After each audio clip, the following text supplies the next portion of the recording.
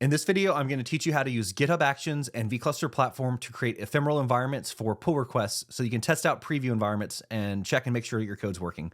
So let's go ahead and get started. I'm going to start out with some slides, and then I've got a demo. So if you want to skip the slides and go to the demo, check the timeline and you can skip ahead. If you want to see the stuff that I'm using in this video, you can check the description and you'll see it there. So let's go ahead and get started.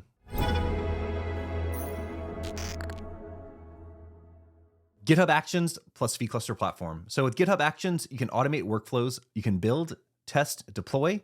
You can automate the creation of virtual clusters. So you can create, deploy, and destroy. And then you can automate everything basically, right? So we're not going to go too far into the background of GitHub Actions. We're just going to show you some examples. So in this demo, we will create a GitHub repository, create 2 GitHub Actions.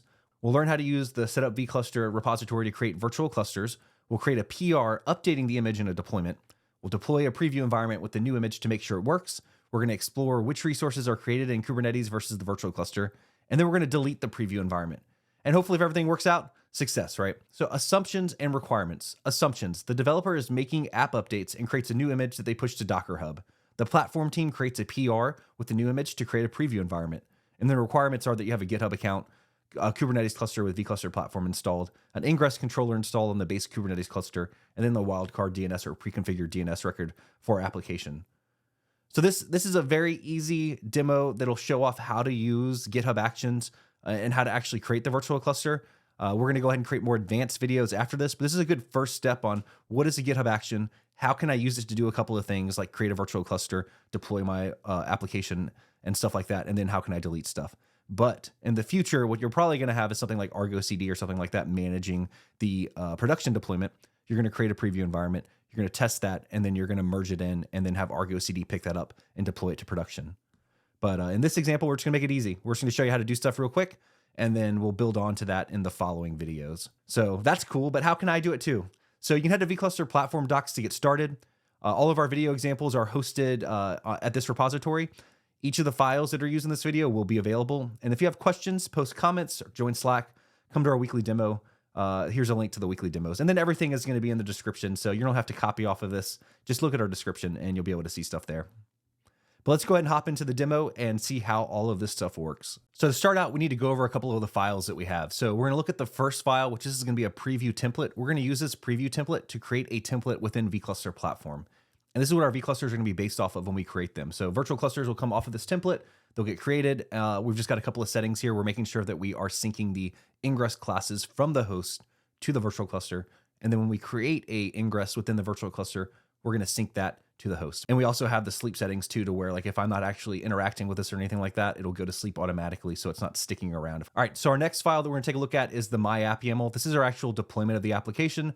We're going to have 3 different things set up. We're going to have a deployment, we're going to have ingress, and we're going to have a service.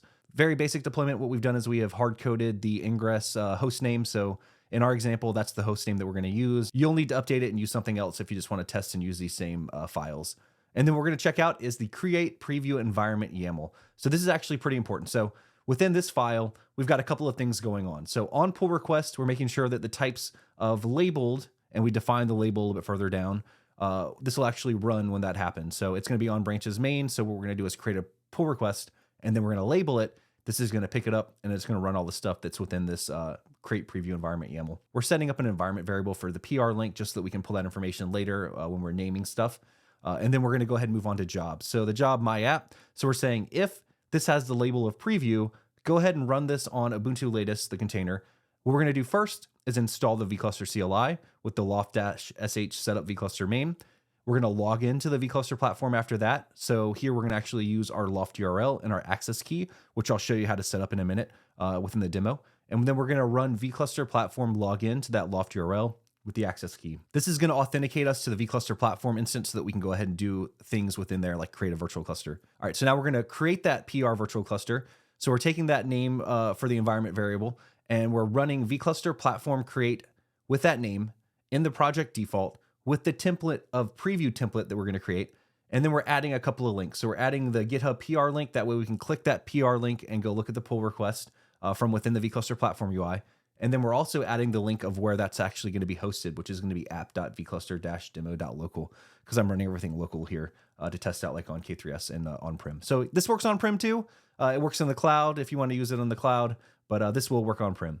So after that, what we're going to do next is we're going to check out the repository code. So we're going to check out this pull request, and then we're going to go ahead and make sure that we have all the files for the updates that we make. Because the demo, what we're going to do is we're going to update that my app YAML, and we're going to use a new image. So we're just going to deploy that new image and make sure everything works. So we're going to go to deploy application next, and we're just going to use kubectl, which was installed with the vCluster setup. So setup.vcluster.main is going to install that. It's going to install the vCluster CLI. So we're deploying that application, and then we're going to wait for that application to finish out. So we're doing a wait for deployment, and we're doing a rollout status. And once that finishes, we'll get that green check mark saying, hey, this action has completed. And then the last file that we're going to show off is the delete preview environment. So once we've either closed it or unlabeled it, it's going to go ahead and delete that virtual cluster. So we're saying, if this GitHub action equals closed, or if it equals that preview label, go ahead and run this on Ubuntu latest. And the steps are going to be to check out. And then also we're going to install the vCluster CLI after that with the setup-vCluster main. We're going to specify the version, and then we're using that platform URL and the access key again. And then the last thing we're going to do is we're going to destroy that preview environment. So we're going to say vCluster platform delete, vCluster, the name of it, and it's going to be in the project default. So once that's finished deleting the vCluster, we'll get that green check mark too and say everything's good to go. Now that we've gone over all the files, what we're going to do is we're going to go ahead and create a template in the vCluster platform UI, and we're going to create that access key, and then we'll hop over to GitHub. So we're going to start out with templates virtual clusters. We're going to add a cluster template, and we're going to call it preview template because that's what we're actually using in our GitHub action. And then we're going to paste that preview template in the one that we just showed off with the files. And then we're going to go to our user and then access keys, and we're going to create a new access key that we're going to add in as an environment variable to GitHub. You can name this whatever you want, right? Like just something that you can reference to know what you're actually doing with it. So we're just gonna name this, some random information in the GitHub preview access key. And then we're gonna say you can only access the default project, so we can kind of lock it down a little bit. Now you need to copy this information and save it, right? Because this is gonna go away. So I've copied this information, I've saved it. This is previously recorded, so that key doesn't work anymore. And then we're gonna go to our GitHub repository. Now we're gonna create a GitHub repository for this demo. So we're gonna start from scratch. So we're just going to call this, demo preview environment. We're going to make sure that it's public. And then we're just going to create a README just so that it looks pretty. We're going to create that repository. After that, what we're going to do is we're going to go ahead and go to our settings. And within the settings, what we can do is drop down to the secret section and create a secret for actions. So we're going to create, two secrets. We're going to create the vCluster URL, and we're going to create the access key. So we're going to start out by creating the URL, which is going to be the endpoint from our vCluster platform UI. And then what we'll do is we'll go ahead and we will create a vCluster access key using that access key that we just copied from the vCluster platform. All right, so paste that in and save it. Like I said, this one's already been deleted. So you can try it if you want, but it's gone. So now what we're gonna do is we're gonna go to actions, and then we're gonna configure and create a new action. So this is gonna be the create preview environment action that I just showed off previously in the files. And this is just gonna go through all the things that we stepped through. It's going to go ahead and run when there's a label of preview added to a pull request. And then after we've created that, we need to create one more. We need to create that delete action. That way we can clean up after we're done. So we're going to create a brand new one. We're going to paste in that delete information. We're going to name the file, and then we're going to go ahead and commit the changes. So here, this is just a test repository. So I'm just committing directly to main. If this is a shared thing, you're probably going to have reviews and all that stuff that you need to actually worry about. So now what we're going to do is create our application. We're going to put it in deployments, myapp-YAML, and we're going to paste that information in. And then we're going to commit these changes to main too. So once those are committed, what we'll do is we will go over to the code again, and then we're going to go ahead and go into deployments. We're going to open up my app, and then we're going to edit it. And then in this example, all I'm doing is I'm updating the image. I'm using latest, which you're not going to want to use in Kubernetes, but I'm just showing the difference between the previous image and this new image. And we're going to create a pull request.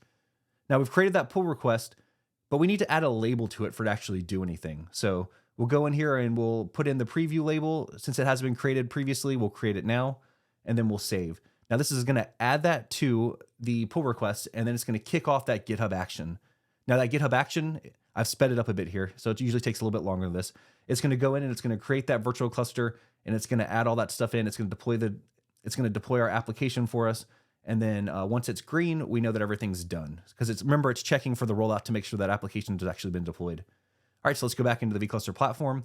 And here is that virtual cluster that we just created. It gives us two links, a link to the GitHub PR and a link to the application. If we click the application, comes up, works. If we click the PR, it's going to take us to the PR. So everything's working. Let's go ahead and dig down into the vCluster platform UI, and you can see more information about what's running. and how everything is configured and set up too. So if you want to look at the UI to find that, you can. If you want to hop to the command line, you can do that too. So let's go ahead and look at our namespaces to show that we're on the base cluster. And then let's go ahead and look at ingress on the base cluster, which was configured because remember we deployed this application. So you can ignore the Argo CD and just look at the app.vcluster -demo.local. I've created a wildcard domain. So basically anything that's created at vCluster-demo.local will resolve to this IP address. So that makes it a little bit easier for deploying applications if you don't know what the name is going to be or if you want to make some custom name. So I've done that here to make it a little bit easier for me. I'm showing this off with these two different records, Zen and Tiger, to make sure that these actually resolve too. So basically anything's going to resolve. And then let's get CRDs. So this is showing all the CRDs that are deployed on the base cluster. There's a lot, right? Let's go ahead and connect to the vCluster though to show that all these CRDs don't exist there, to kind of show the difference between the two. So first we can do a vCluster list, and we see that PR1 is listed there. What we're going to do is we're going to connect to it. So vCluster connect PR1, and then we're going to kget CRDs. K is alias to kubectl, so you'll see some shorthand here. So kubectl get CRD, no resources found. And then we'll do kubectl get all, or we're going to show everything that's been deployed within that virtual cluster.